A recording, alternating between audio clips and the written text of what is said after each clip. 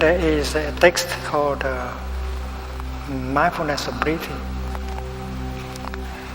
and in which the Buddha proposed 16 exercises on mindful breathing. It's very practical, and everyone can do, not complicated. And you can already notice the effect of the practice after 1 or 2 hours. The first exercise is so simple.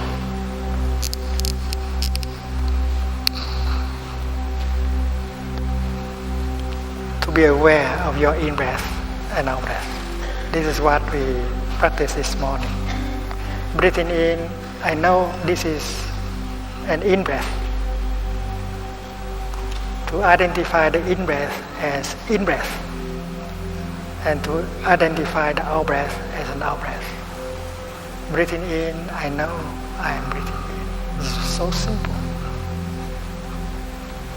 And yet the effect can be great. Aware of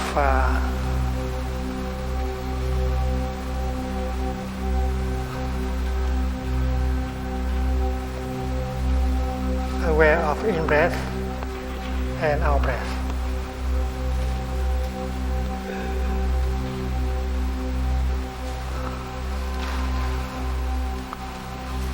As you breathe in, you pay attention to your in-breath only. Your in-breath becomes the only object of your mind. And if you are truly focused, mindful on your in-breath, you release everything else. You release the past, you release the future, your projects, your fear, your anger. Because the mind has only one object at a time. And the object of the mind now is the in-breath. Breathing in, I know I am breathing in. So you focus your mind on your in-breath and you release everything else and you become free. There is regret concerning the past, sorrow concerning the past.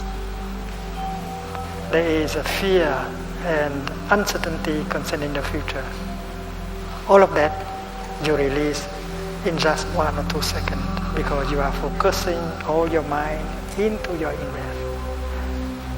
So breathing in mindfully, breathing in mindfully set you free. You have freedom. And if you are to make a decision, it's better that you have enough freedom to make it. You are not under the influence of anger, fear, and your decision is much better than if you are not free. So just breathing in make you free. And it is pleasant also. It's pleasant to breathe in.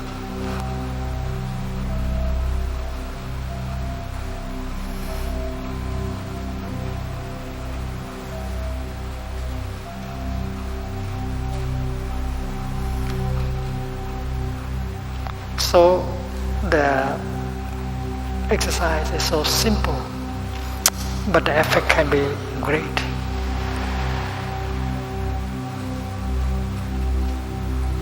The second exercise is to follow your in-breath all the way through and to follow your out-breath all the way through. And you may enjoy these 2 exercises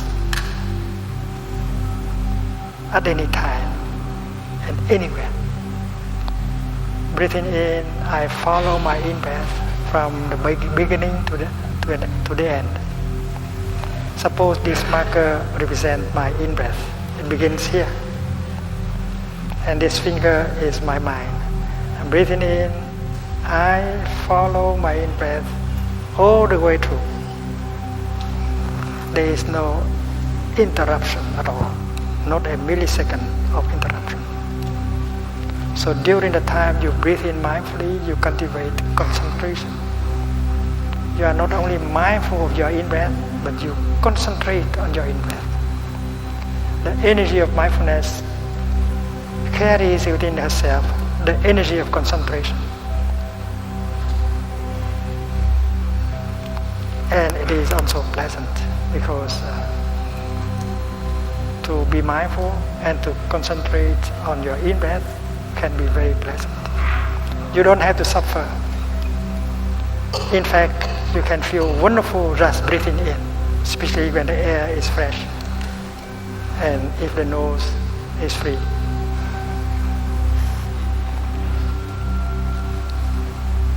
So the second exercise is to follow your in-breath and your out-breath all the way through. And we know that we can do these two exercises anytime we like. The third exercise is to be aware of your body.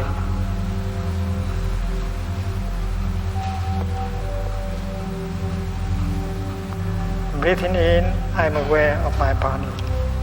You bring your mind home to your body. And your mind becomes an embodied mind. They will help you to be established in the here and the now. You are fully present, you are fully alive. And you can live that moment of your daily life more deeply if body and mind are together. The oneness of body and mind is what you realize with the third exercise.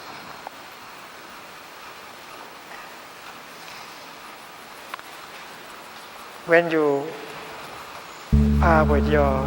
spend 2 hours with your computer, you forget entirely that you have a body. You are not truly alive in that moment. You are truly alive only when the mind is with the body. You are fully in the here and the now, and you touch the wonders of life in you and around you. Many of our brothers and sisters in Bangladesh, they program a bell mindfulness in their computer. And every 15 minutes they hear the bell, they stop working, they go back and enjoy their in-breath and out-breath, smile and enjoy their body, and release the tension in the body. And that is what the Buddha recommended 2,600 years ago.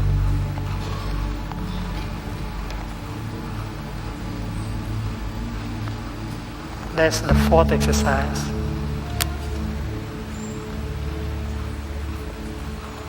Breathing in, I calm my body. I release the tension.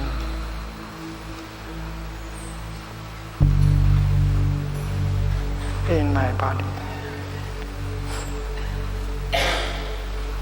When you come back to your body, you may notice that there is a lot of tension in your body.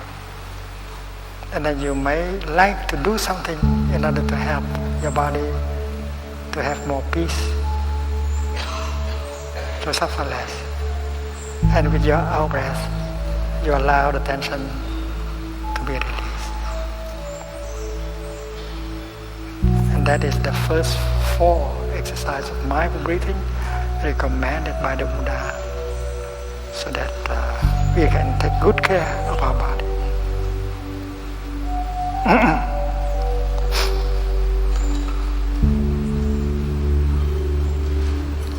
And with the 5th exercise, we go to the realm of the feeling.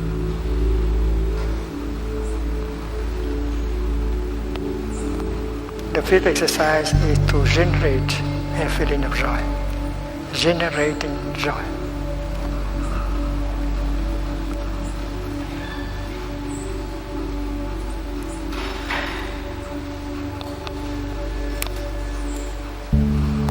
A good practitioner knows how to generate a feeling of joy, because she knows that mindfulness allowed her to recognize all the happy conditions of happiness that are already available. we can remind ourselves and we can remind our beloved one that we are very lucky. We can be happy right here and right now. You don't have to go to run into the future to look for happiness. There is a teaching given by the Buddha.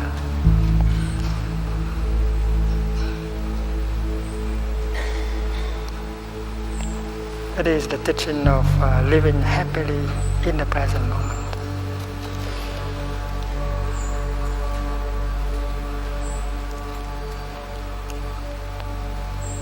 Life is available only in the present moment. And if you go back to the present moment, you will notice that there are so many conditions of happiness already available, and that is why joy and happiness can be born right away. The expression living happily in the present moment was found in a sutra.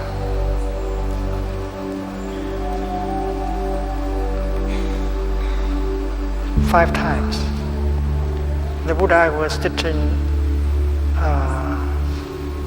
Anattapinika, a businessman in the city of Shravasti. That day, Anattapinika, the businessman, came with many hundreds of businessmen to visit the Buddha. And the Buddha gave them the teaching. Gentlemen, he said, you can be happy right here and right now. You don't have to run to the future. You don't have to look for success in the future in order to be happy. I think the Buddha knew very well that businessmen, they think a little bit too much about the future, their success. And that is why the expression living deeply, living happily in the present moment was used by the Buddha 5 times in the same sutra, the same scripture. Drista Dhamma Sukha Vihara.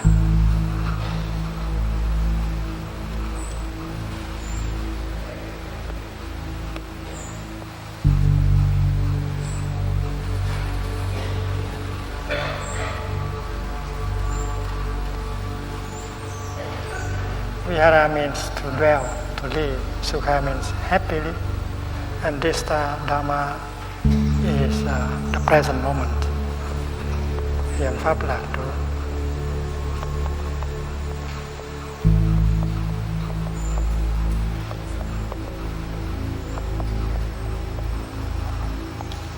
So a good practitioner does not look for happiness in the future. He knows how to go home to the present moment and recognize all the conditions of happiness that are available and make joy and happiness available right away. And she does that for herself and she does that for the other person. Creating happiness is an art, the art of happiness. So the 5th exercise is to generate joy, and the 6th is to generate happiness.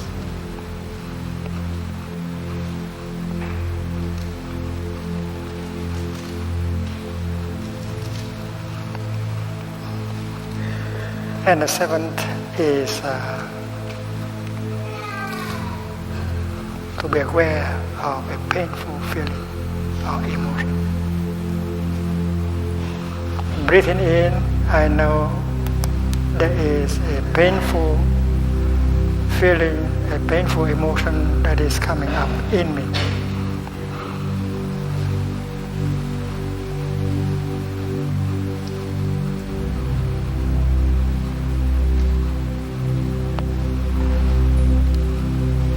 So the practitioner does not try to fight the pain, to cover up the pain inside, or to try to run away from the pain. In fact, because she is a practitioner, She knows how to generate the energy of mindfulness. And with that energy, she recognizes the pain. And she embraces the pain tenderly. Hello, my little pain, I know you are there. I will take good care of you. Whether that is anger or fear or jealousy or despair. We have to be there for our pain. There's no fighting.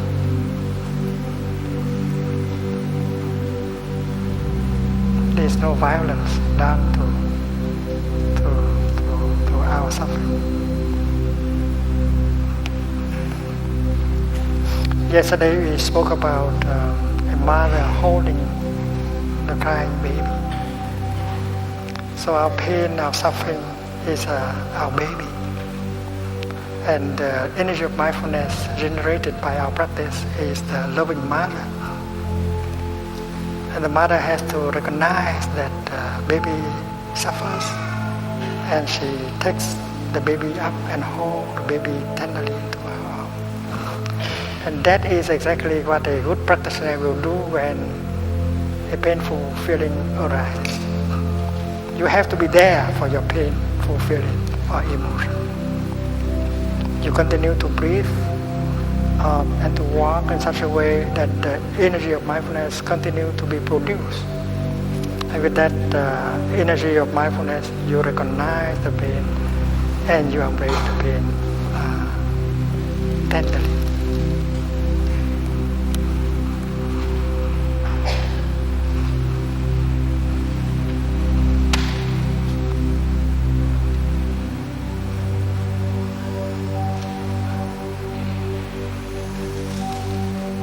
In Buddhism, we speak of consciousness in terms of store and mind.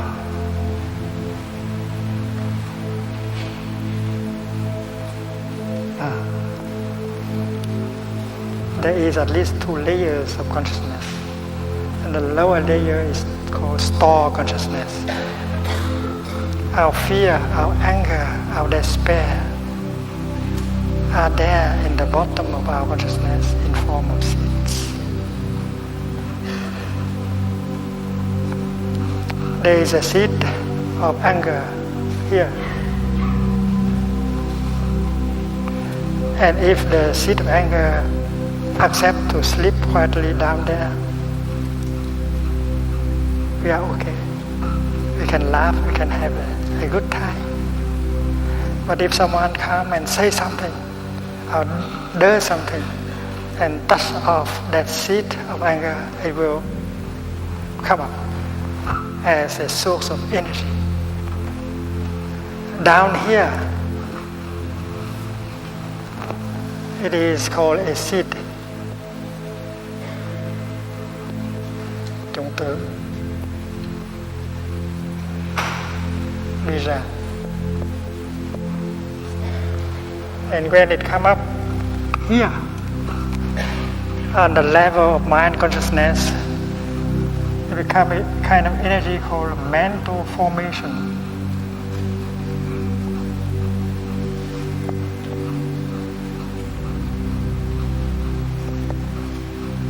And this is the mental formation called anger.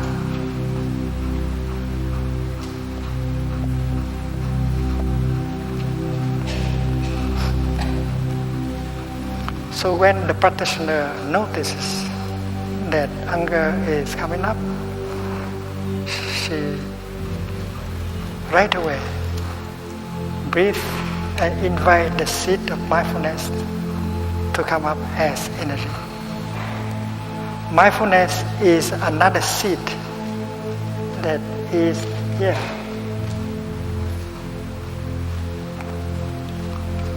And if we are a good practitioner, the seed of mindfulness in us has grown to become a very important seed.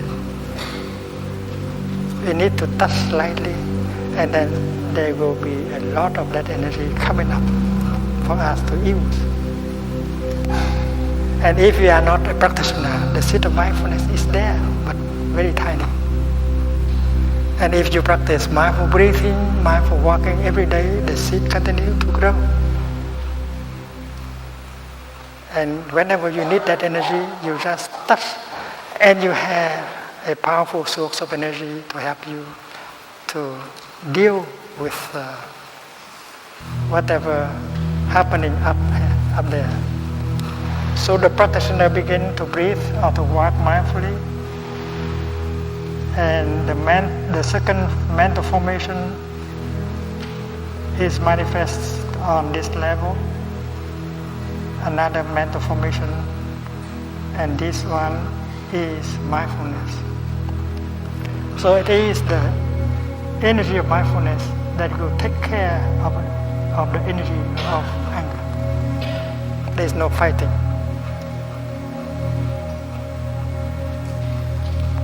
Mindfulness does at least two things. First of all, to recognize.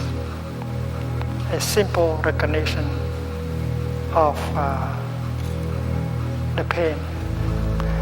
And that is the seventh exercise. Breathing in, I know anger is in me. Or despair is in me. Or jealousy is in me. Recognize simply, not fighting. And the second thing mindfulness will do is to embrace. And that is seen in the exercise, is to calm down the pain. Like a mother holding the baby. The mother does not know what is wrong with the baby. But the fact that she's holding the baby gently can help the baby suffer less right away. The same thing is true with the practitioner. She does not know what is the cause of that kind of anger or fear. But the fact that she is holding, recognizing and holding that energy of fear and anger can help her suffer less right away after 1 or 2 minutes. So this is the art of suffering. This is the art of happiness. How to generate a feeling of joy and happiness. How to take care of a painful feeling and emotion. How to calm it down, how to get a relief. And with the exercises that follow, you can go further and you can transform pain, sorrow, fear into something more positive, like making good use of the mud in order to grow lotus flowers. So a good practitioner is not afraid of pain. She does not try to run away from the pain. In fact, she tries to be with the pain. She knows how to handle a feeling of pain, an emotion, a strong emotion. And she knows how to make good use of that mud in order to create understanding and compassion, which are factors of true happiness.